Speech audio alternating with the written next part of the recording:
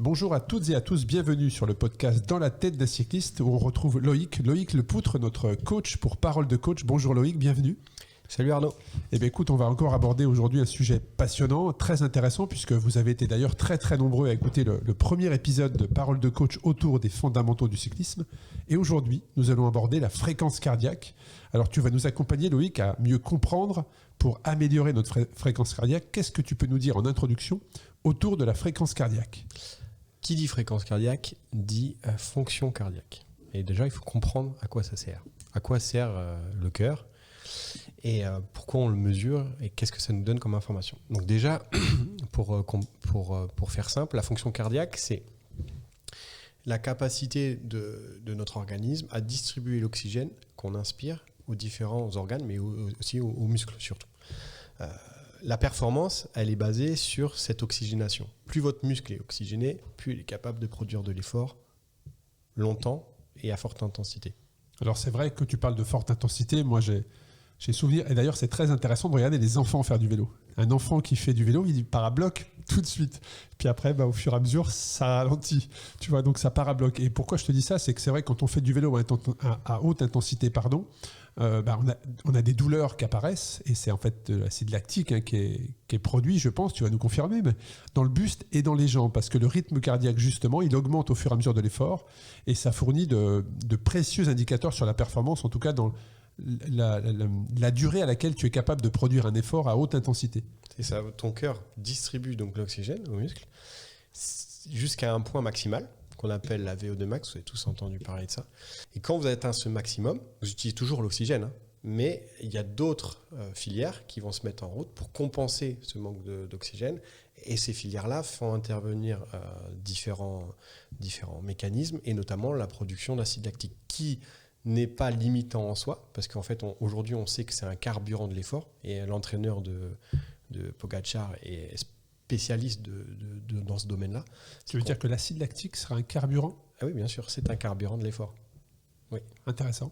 Oui, c'est un carburant de l'effort. Mais on sent, quand tu le contrôles, certainement, quand tu le maîtrises. Ça c'est en gros arriver à un moment donné, il va être utilisé pour compenser le manque d'oxygène par les usines à énergie du corps qu'on appelle les mitochondries, et qui vont permettre d'améliorer le rendement du fait du manque d'oxygène.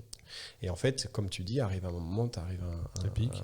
Voilà, ça pique, et c'est plutôt le ressenti du phénomène qui fait que la performance diminue. Voilà, ça c'est important. Et quand tu parles de fonction cardiaque, tu parles de VO2 max, et en fait la VO2 max se mesure. Quand tu fais un test de VO2 max, ça te donne un chiffre. Et quelle serait la VO2 max moyenne, et quelle serait une VO2 max performante, tu vois, si... Bien sûr.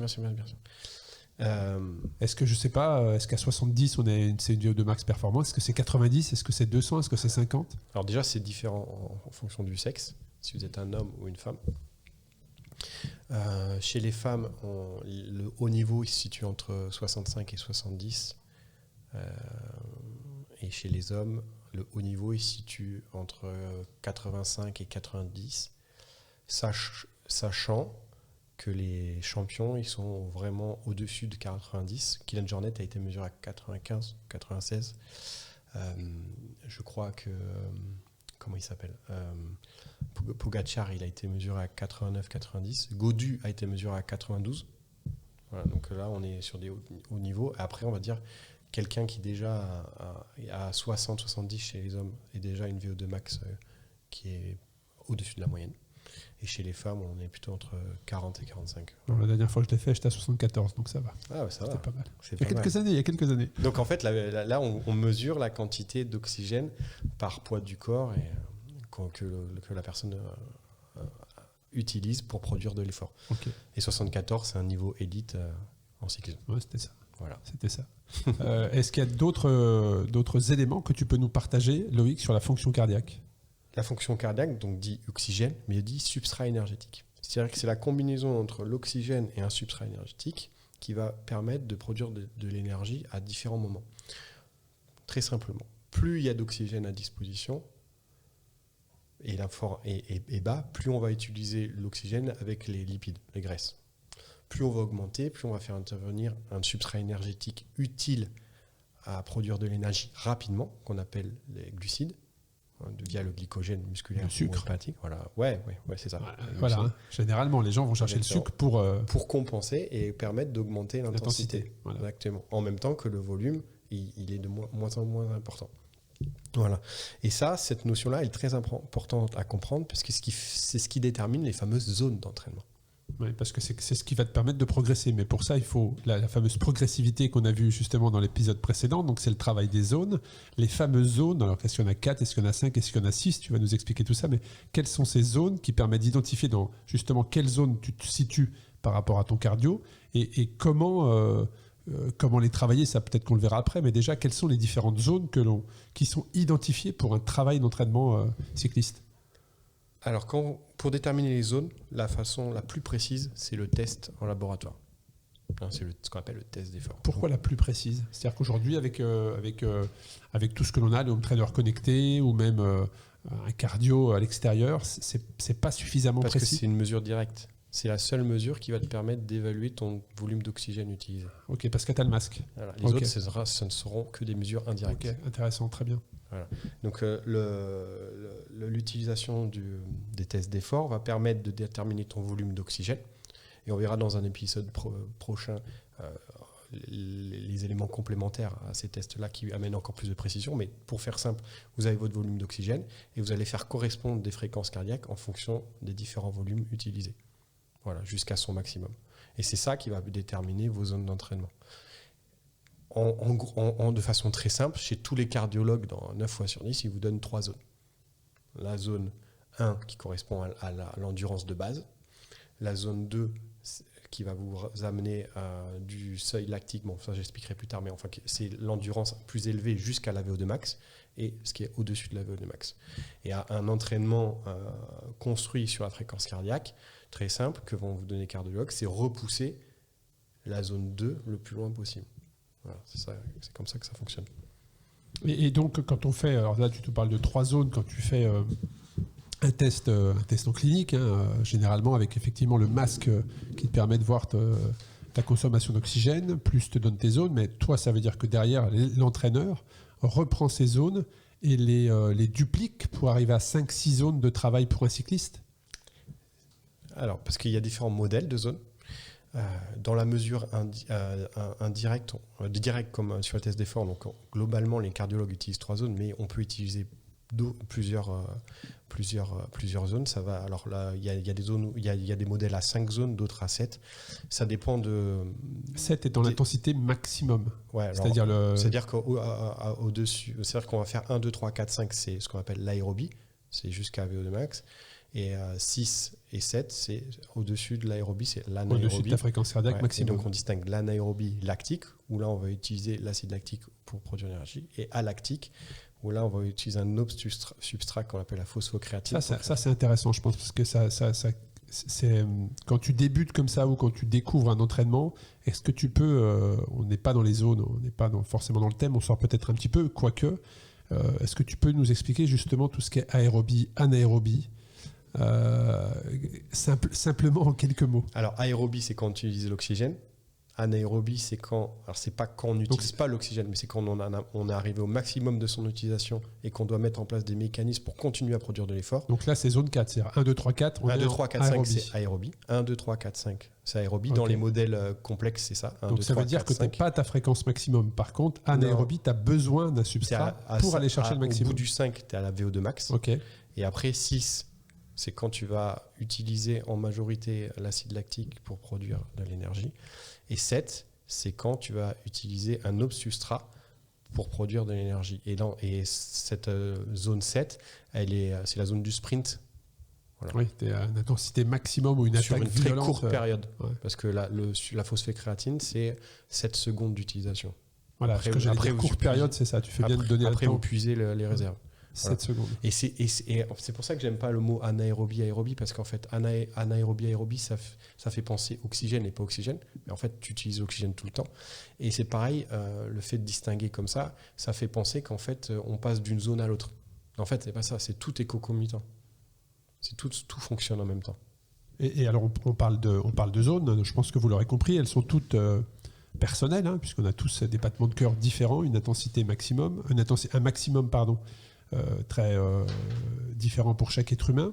Mais quelles sont les limites quelles sont les limites aujourd'hui du cœur? Parce que peut-être qu'il y a des gens qui nous écoutent qui n'ont jamais roulé avec un cardio, qui ne savent même pas à combien ils sont au maximum, qui ne savent même pas à combien ils sont au repos. D'ailleurs, à ce sujet, j'ai testé une Apple Watch dernièrement et la nuit, elle me mettait des alertes en me disant attention, votre cœur est en dessous de 40. Je faisais de la bradycardie. J'étais à 38, ouais. Effectivement. Ouais. Donc, quelles sont les limites de la fréquence cardiaque, en fait, des pulsations? Alors, vous avez pu vous apercevoir qu'aujourd'hui, on utilise la fréquence cardiaque, mais elle est passée un peu en deçà d'autres outils qui est, par exemple, la puissance. Pourquoi? Comment? Je vais vous expliquer pourquoi. Parce que la fréquence cardiaque a ses limites. C'est-à-dire qu'il y a un phénomène qu'on appelle la dérive cardiaque qui se rapproche, qui se met en marche à partir du moment où vous vous rapprochez de la VO2 max. Qu'est-ce que la dérive cardiaque? C'est très simple. C'est qu'arrive un moment, votre pompe, il arrive presque à son maximum de capacité. Et donc, l'effort il est intense. Et votre fréquence cardiaque, au lieu de continuer à augmenter, il va commencer à faire un plateau et même descendre. D'accord? Parce qu'on va mettre en place des nouveaux mécanismes. Effort constant. Autrement dit, à haute intensité, par exemple zone 5, 6, 7, utiliser fréquence cardiaque, ce n'est pas utile parce que vous ne pouvez pas savoir où vous êtes. Vous ne pourrez pas distinguer je suis à 5 ou 6 parce qu'il y a un phénomène de dérive cardiaque. Ça va être utilisé pour analyser des entraînements pour savoir si vous adaptez bien au stress que vous appliquez. Mais en aucun cas, ça peut vous permettre sur l'instant de dire dans quelle zone vous êtes quand c'est à haute intensité. Et ça, c'est une des limites. La deuxième limite, qui est aussi importante, c'est les facteurs influents sur la fréquence cardiaque. Aujourd'hui, on sait qu'il y a plein de facteurs extérieurs qui influent. Je donne un exemple. Vous avez fait votre test de labo, d'accord, en intérieur, machin. Vous allez dehors, rien que le fait de changer d'endroit, du fait de la température, ça va bouger. Parce qu'en fait, quand il fait chaud, votre fréquence cardiaque, elle est plutôt haute. Elle va être plus haute que la normale. Quand il fait très froid, elle va être plus basse. Pourquoi? Parce que c'est des mécanismes qui se mettent en route pour préserver le métabolisme. Voilà. C'est la même chose. Quand vous avez bu un café avant l'entraînement et quand vous n'en buvez pas, vous pouvez gagner 10 pulses. Oui. Et quand on boit beaucoup, tu peux gagner 15 pulses ou... Oui, mais en fait, oui. Et donc, du coup, ça ne peut pas être un repère fiable tout le temps. Ouais. Donc, en fait, il ne faut pas s'en servir comme donnée brute, mais comme donnée globale pour analyser la réalisation de l'exercice, si c'est bien fait ou pas fait. Et ça, c'est la même chose dans tous les sports. Dans la course à pied, c'est pareil. Voilà, c'est la fréquence cardiaque, ça, c'est limite. Par contre, dans tout ce qui est endurance, et notamment endurance de base, c'est quelque chose d'intéressant. Donc là, on a parlé tu nous as expliqué les différentes zones, les limites, mais moi, je me mets à la place d'un auditeur, d'une auditrice. C'est comment je définis mes zones, en fait. Comment je sais que je suis en zone 5, comment je sais que je suis en zone 2. Comment tu fais ce calcul-là? Alors, tu as la méthode directe qui est le test de laboratoire, qu'on va dire que ça va te donner des indications, même s'il faudra toujours prendre les éléments extérieurs en compte pour pouvoir s'ajuster. Donc le ressenti qu'on a parlé en partie dans les premiers épisodes est important parce que c'est le ressenti qui va te permettre de t'ajuster. Parce que tu vas être là, tu vas voir tes puces et ah ouais, mais là en fait je suis pas, tu vois. Donc je vais pouvoir m'ajuster par rapport à d'habitude. Après tu as des méthodes empiriques. Donc la plus connue, c'est que tu prends ta fréquence max et tu fais un calcul en fonction de celle-là et tu définis tes zones en pourcentage de ta fréquence max. Mais ça c'est hyper limitant. Déjà, c'est varié en fonction de l'âge. Donc, déjà, plus tu vieillis, plus ça va évoluer. Et puis, il faut tester ta fréquence max. Et ça, c'est quelque chose qui est difficile parce qu'il faut faire un effort max, mais il faut être dans un contexte. Il faut s'être réchauffé, il faut avoir. Ça se prépare. Et puis, il faut être dans un contexte idéal. S'il fait trop froid, ta fréquence max, ça ne sera jamais pareil que s'il fait à 5 degrés que si tu le fais à 25 degrés. Donc, c'est quand même très, très limitant. Et après, la méthode la plus simple mais qui est difficile à faire quand on n'est pas entraîné, c'est d'utiliser tout l'ensemble de data et de voir en fonction des contextes comment tu te situes et sur une période assez courte de 6 à 12 mois. Et là, tu vas pouvoir déterminer avec plus de précision tes zones. Moi, j'utilise Nolio et Nolio, tu as différents modèles qui utilisent soit avec la fréquence max, soit à partir de ce qu'on appelle la fréquence au seuil lactique, des pourcentages. Voilà. Donc ça, c'est toujours limitant, mais avec l'expérience et avec la pratique, on peut ajuster les zones Oui, ça change. et avoir plus de précision. Alors, est-ce que justement ces plages, ces zones varient dans l'année? Là, tu parles justement d'ajustement. Est-ce que c'est quelque chose que tu ajustes au mois, à chaque mois, tu peux ajuster ces zones-là, ou est-ce que tu fais faire un test tous les 3 mois, ou est-ce que c'est à l'année? À quel rythme tu peux ajuster comme ça les différentes zones dans l'année? Parce que ça change tout. Enfin, ton travail, si tu donnes un travail à un de tes coachés sur une fréquence cardiaque, il faut que ces zones soient le plus précises possible pour que le travail soit vraiment dans la cible. Exactement. Donc il y a une saisonnalité, ça c'est certain, même si elle n'est pas encore montrée scientifiquement, mais par l'expérience et la pratique, j'en suis certain qu'il y en a une. Je pense qu'on ne maîtrise pas les raisons. Il y a une saisonnalité dans la performance, c'est sûr, une saisonnalité dans la fréquence cardiaque, ça c'est certain. Et je vais prendre très simplement la menstruation chez les femmes. Ça joue sur la... On a d'ailleurs fait le mois dernier un très très bel épisode avec Camille Pic, justement, autour, on brise le tabou, on parle des règles chez les femmes, justement, et de l'impact que ça a sur le corps humain. Donc je vous invite à aller écouter l'épisode avec Camille Pic autour de ce sujet. Et donc du coup, la fréquence cardiaque, elle va varier aussi pendant la saison. Donc l'idéal, c'est pas de faire des tests de fréquence cardiaque. Je pense que quand tu fais 3 tests dans l'année pour voir où t'en es, c'est suffisant. Mais par contre, être capable de s'ajuster par rapport au ressenti de la personne. Voilà. Parce que il peut y avoir une déception amoureuse, par exemple, et pendant 2 semaines, le truc, il monte parce que tu es en état dépressif, il va monter à 10 pulses d'habitude, mais il faut être capable de truc. Parce que, à l'inverse, tu es devenu papa, tu es hyper joyeux et il va se passer. Voilà, il peut se passer. Ou fatigué. Voilà, mais voilà, par exemple, tu dors plus le soir parce que le bébé fait que pleurer, tu perds 10 pulses, tu vois. Et il faut savoir s'ajuster par rapport au ressenti de la personne. Donc, j'en reviens, mais être entraîné, c'est aussi ça. C'est d'avoir quelqu'un qui a de l'expérience, qui peut détecter ça avant. Complètement. Mais alors, là, on parle de zone, mais est-ce qu'il y a une zone qui correspond à une pratique du cyclisme? C'est-à-dire que toi, tu as un client qui vient te voir et qui te dit, moi, je fais de la compétition. Est-ce que tu vas plus lui faire travailler ces zones-là? Un autre qui vient te voir, qui fait de l'ultra, tu vas plus lui faire travailler ces zones-là? C'est-à-dire que est-ce que l'on peut schématiser en disant telle zone pour telle pratique? Est-ce que ça existe ou pas du tout? Tout à fait. Tout à fait. C'est des prédominances. C'est-à-dire que tu vas travailler dans toutes les zones, mais après, le pourcentage ne va pas être le même en fonction de la discipline que tu as dit, mais aussi du profil du coureur.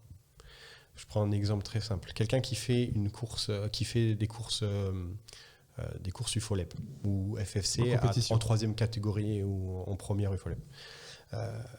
En fonction du profil de la personne. La compétition, c'est la même. C'est à peu près 2 heures. Mais entre le profil de la personne, si c'est un sprinter, un grimpeur, en fait, tu ne vas pas travailler de la même façon. Ça, c'est clair. Et l'utilisation de la fréquence cardiaque, c'est ça, en fait. C'est aussi ça. Mais à l'ultra, par contre, là, les caractéristiques fait que tu ne vas pas travailler non plus de la même façon du fait de la discipline que chez quelqu'un qui fait une course de 3e catégorie. Parce que ce n'est pas les mêmes caractéristiques et capacités à développer. Donc la personne qui va être sur de la compétition, tu vas lui faire, tu vas avoir un travail avec lui plus orienté haute intensité. Comment on fait? On analyse la discipline, on analyse le contexte. Donc qu'est-ce que c'est? C'est des courses de 2 heures, c'est un premier contexte, avec des accélérations, aérobie et anaérobie, du développement de VO2 max en majorité, puisque c'est là où comme ça tu t'échappes et c'est comme ça que tu fais les échappées, et c'est de l'explosivité. Donc tu vois, tu prends ça, en fonction du coureur, soit c'est un rouleur, donc tu vas essayer d'aller dans ses points forts, parce que en Europe, on essaye de développer les points faibles, et aux États-Unis, on travaille les points forts. Ouais. Moi, je suis plutôt dans cette optique-là, parce que quelqu'un... C'est un Américain, toi. Non, mais dans cette partie-là, oui. Parce que développer quelqu'un, par exemple, qui a 30 ans, son explosivité, je peux te dire, vas-y, hein, tu vas te confronter à ses limites. Alors que si c'est un rouleur, voilà. Donc on développe les capacités de l'individu qui est rouleur dans des zones. Donc généralement, sur les 7 zones, c'est 3-4. C'est les zones à privilégier. Mais sans jamais oublier le développement de la VO2 max, qui dans ces sports-là est primordial, puisque c'est des efforts. Bien sûr. Voilà.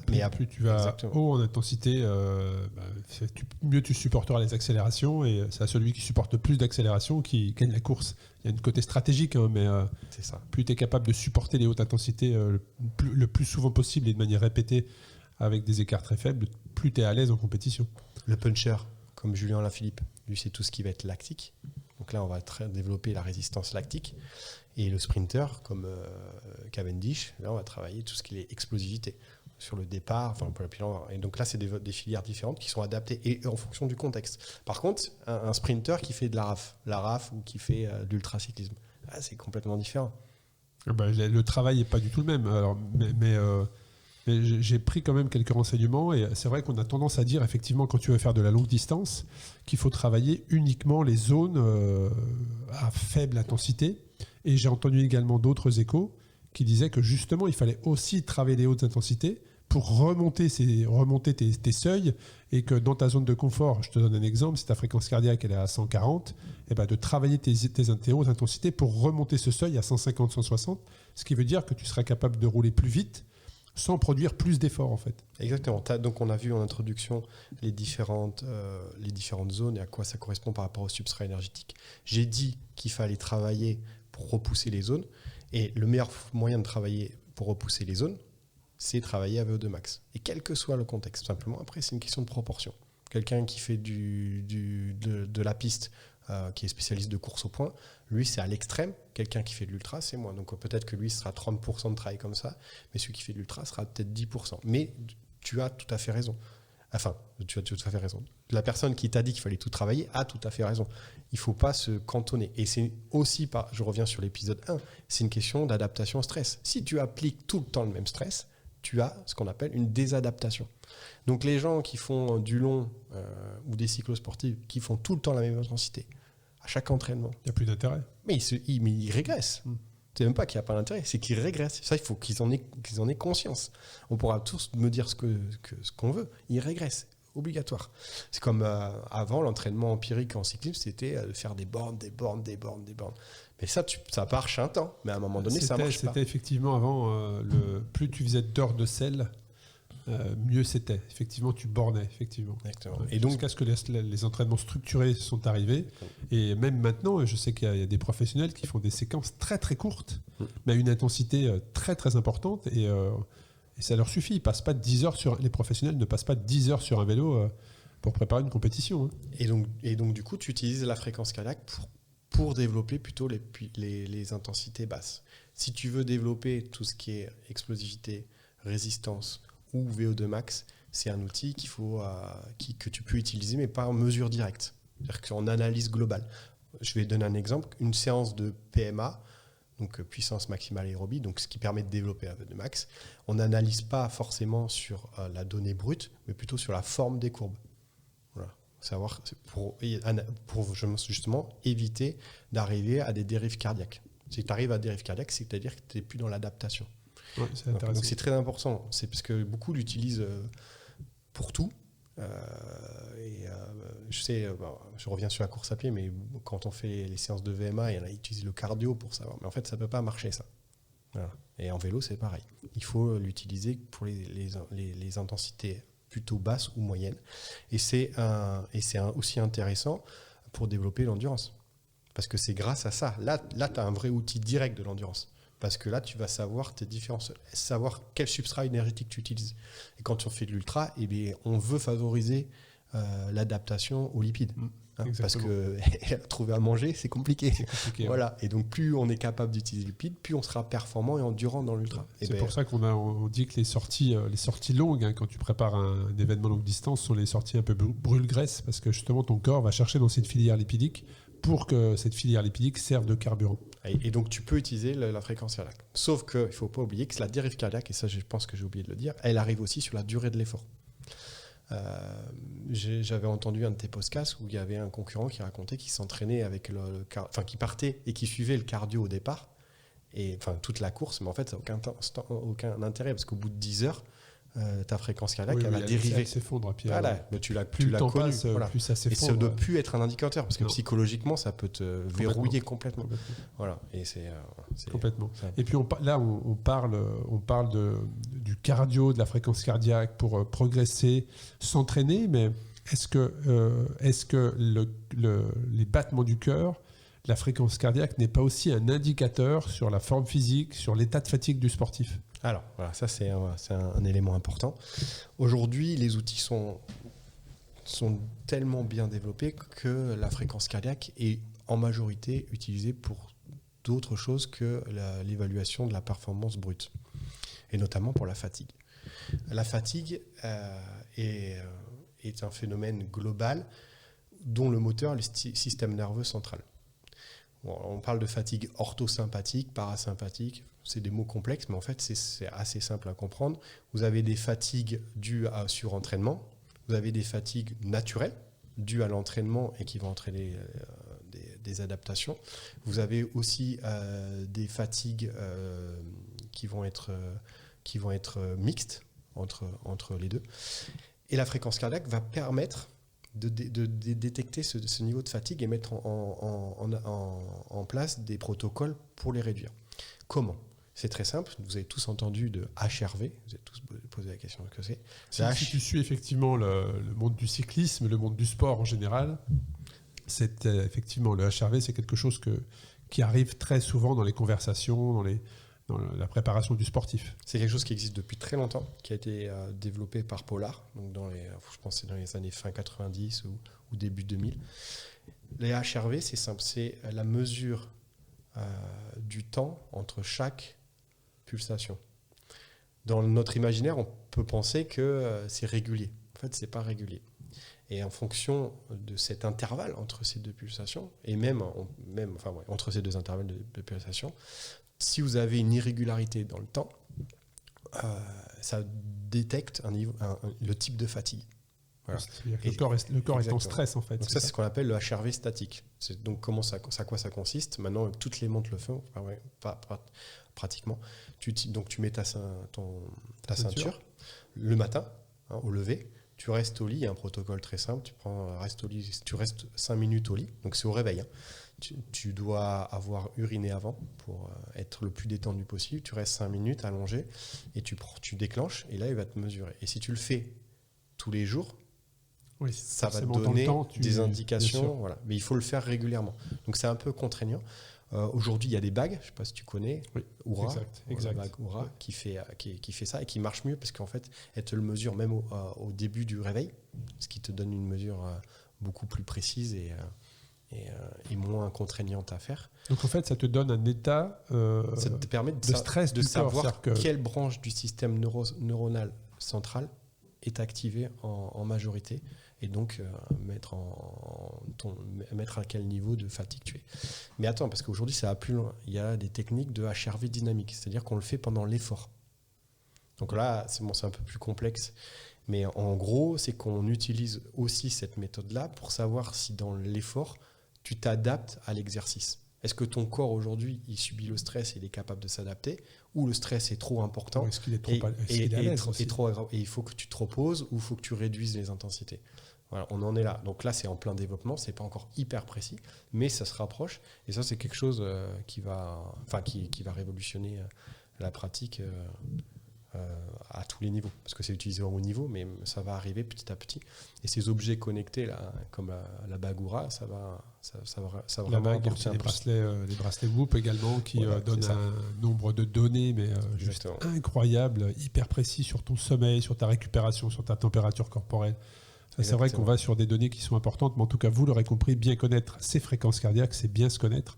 On arrive sur la fin de l'épisode, Loïc, sur cet épisode autour de la fréquence cardiaque. Est-ce qu'il y a peut-être quelque chose que tu voudrais ajouter ou un complément peut-être d'information ? Donc la fréquence cardiaque est un paramètre important dont vous avez vu les limites et vous avez compris quand vous pouvez l'utiliser. Et le deuxième point que je voulais aborder, pour finir, c'est la notion aussi de fréquence respiratoire qui, couplée avec la fréquence cardiaque, donne aussi des indications, et notamment les bracelets dont tu parles mesurent ça et permet d'affiner les données sur la fatigue et ils vont révolutionner le sport bientôt. Génial, on a hâte de suivre tout ça. Un grand merci Loïc à toi et je te donne rendez-vous dans le prochain épisode pour la capsule Parole de coach. Merci.